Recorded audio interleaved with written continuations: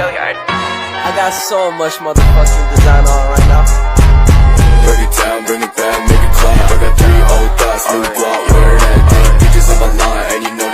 Sebelumnya, Ibu pihak UPT Monumen Perjuangan Rakyat Bali Bajra Sadi. Sebelumnya kami mohon maaf mengganggu waktunya. Kami siswa SMP di Jati Bwalu ingin menanyakan beberapa hal.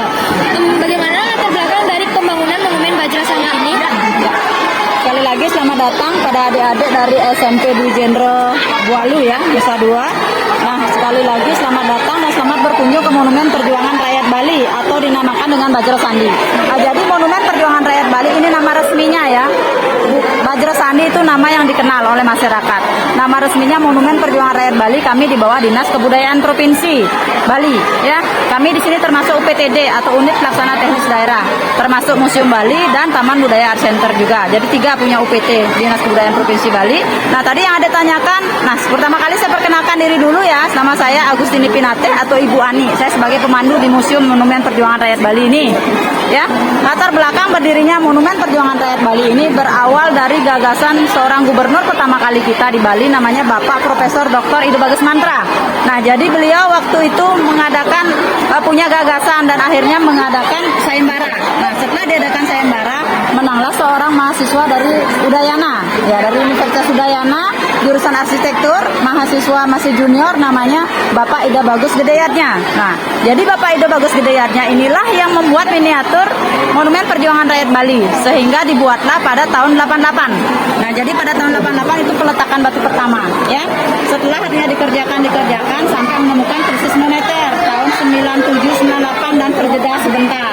Nah, setelah itu dikerjakan kembali dan diresmikan setelah rampung semuanya itu diresmikan pada tanggal 14 Juni 2003 oleh Ibu Megawati Soekarno Putri pada saat Pesta Kesenian Bali yang ke-25. Itu latar belakang berdirinya Monumen Perjuangan Rakyat Bali, adik-adik ya. Sebelumnya apa tujuan utama dari pembangunan monumen ini? Nah, Monumen Perjuangan Rakyat Bali ini tujuan utamanya tiada lain adalah untuk meningkatkan rasa nasionalisme, patriotisme, dan rasa cinta tanah air dan bangsa. Karena kenapa? Karena di Monumen Perjuangan Rakyat Bali ini ada di lantai 2 ada miniatur sejarah. Itu namanya diorama. Diorama itu adalah perjalanan masyarakat Bali dari masa ke masa, dari zaman prasejarah sampai Bali merdeka.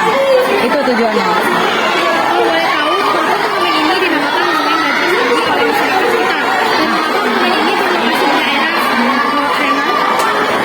Monumen Perjuangan Rakyat Bali ini bukan masyarakat yang memberi nama Bajra Sandi ya, tapi karena gagasan Bapak Gubernur kami yang pertama kali namanya Bapak Profesor Dr. Ido Bagus Mantra. Nah, kemudian kenapa dibangun di Renon ya, di lapangan Niti Mandala? Karena di sini adalah pusat Kota Denpasar. Ya, jadi ini jantung Kota Denpasar. Karena ini monumen ini sangat luas, yaitu 70 kali 70 bangunan fisiknya. Kalau lapangan Niti Mandala Renon itu 13,8 hektar. Sayang ya. Apa yang mendasari bentuk dari monumen ini? Nah, yang mendasari bentuk dari monumen ini adalah perputaran Gunung Mandaragiri. Ya, perputaran Gunung Mandaragiri dengan kolam susu yang namanya Sirarnamu. Jadi itu latar belakang ininya, dasar untuk Bajra Sandinya. Apa saja isi dari monumen perjuangan rakyat? Nah, Monumen Perjuangan Rakyat Bali ini jika adik berkunjung ke sini ada 3 media ya, 3 media yang dikunjungi di sini. Satu itu ada lantai 1 itu ada ruang foto.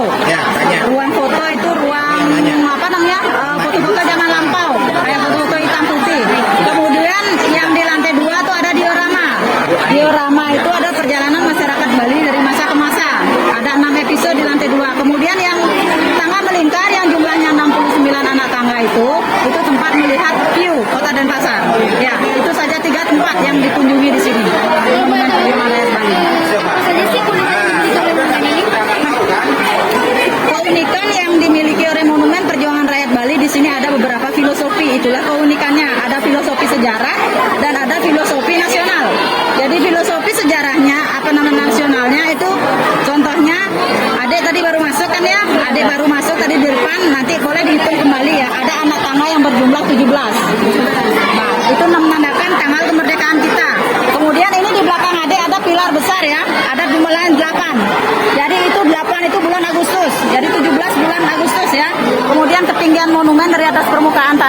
45 meter.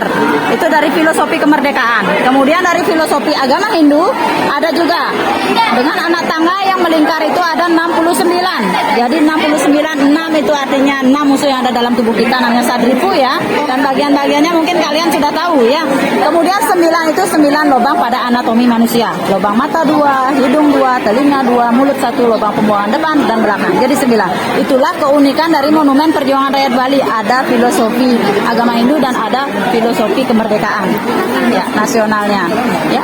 Apa saja dampak dari pembangunan monumen ini bagi masyarakat sekitar dan bagaimana reaksi masyarakat sekitar terhadap pembangunan monumen ini? Nah, dampak dari dibangunnya monumen ini sangat bagus ya. Bagusnya bagaimana? Karena di sini tempat belajar terutama untuk para TK, kemudian PAUD, kemudian ada juga pelajar SMP, SD, SMK semuanya ya. Jadi termasuk mahasiswa dari Pulau Bali dan dari luar Pulau Bali. Di sini dampaknya sangat positif. Jadi karena di sini ada sejarah, jadi kalian bisa mengetahui apa saja sih sejarah Bali khususnya pada zaman 3000 tahun sebelum Masehi, kemudian zaman perundagian dan lain sebagainya. Itu dampaknya. Sebelumnya, apa sih peran dan tantangan dalam upaya pelestarian monumen ini dan bagaimana tanggapan pemerintah dalam menanggapi tantangan tersebut? Gimana?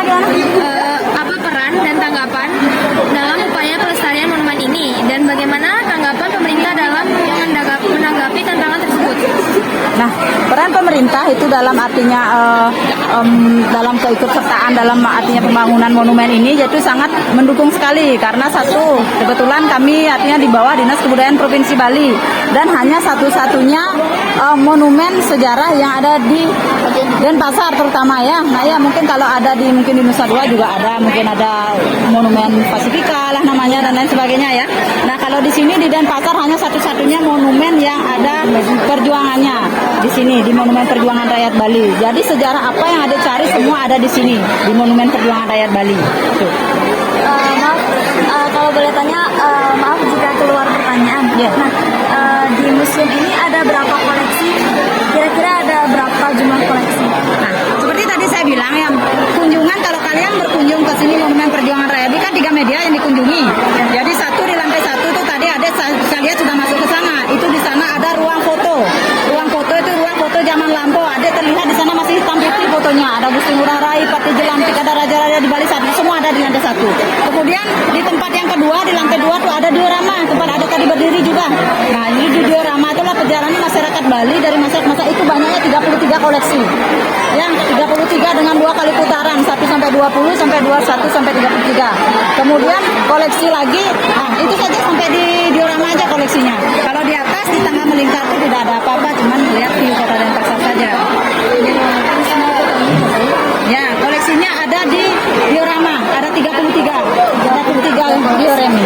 Kalau boleh tahu ada tantangan nggak dalam rencana pembangunan monumen ini? Oh, tidak ada. Lancar semua ya? Sekarang sudah berdiri ya. Cuman karena ada krisis moneter yang terjeda dari 97-98 itu saja tempat terjeda. Jadi pembuatan monumen, tapi akhirnya dirampungkan semua diorama sampai 2003 sudah diresmikan, sudah 20 tahun sudah dikunjungi.